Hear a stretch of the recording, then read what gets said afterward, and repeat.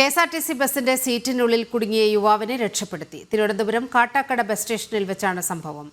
മദ്യപിച്ച് ബോധം നഷ്ടപ്പെട്ട യുവാവ് സീറ്റിനടിയിൽ കുടുങ്ങുകയായിരുന്നു.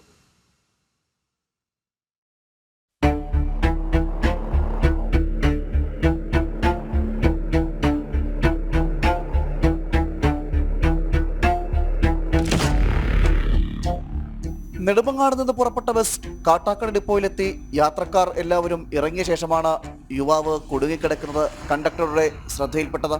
മദ്യലഹരിയിൽ അബോധാവസ്ഥയിലായ യുവാവിനെ വിളിച്ചുണർത്താൻ നടത്തിയ ശ്രമങ്ങളെല്ലാം പരാജയപ്പെട്ടു. ഇതോടെ കെഎസ്ആർടിസി ജീവനക്കാരും വെട്ടിലായി.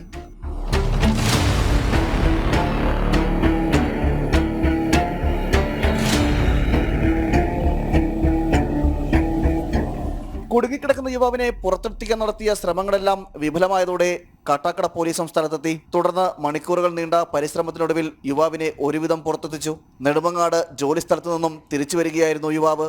രക്ഷപ്പെടുത്തിയ യുവാവിനെ കസ്റ്റഡിയിലെടുത്ത ശേഷം പോലീസ് വിട്ടയച്ചു. ജനം, തിരുവനന്തപുരം.